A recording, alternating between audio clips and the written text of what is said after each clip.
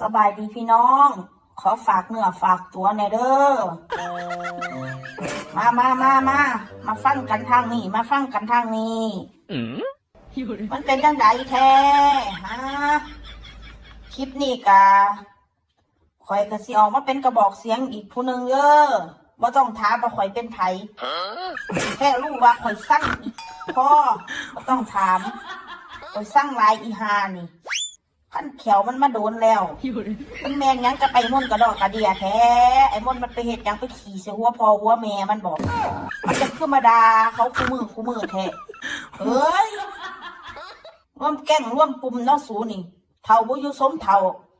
พ่อโล่งๆแล้วสิไปย่างยังกับครอบครัวมันกระดอกกระเดียแท้ไอ้ม่นไอ้เพชรนั่นมันอยู่กันแค่นั้นสู้กับอิสาบังเบียดเนาะเฮ็ดยังมันได้แต่ให้ได้แต่ห้องได้แต่ด่ามันแต่ละมื้อแต่ละวัน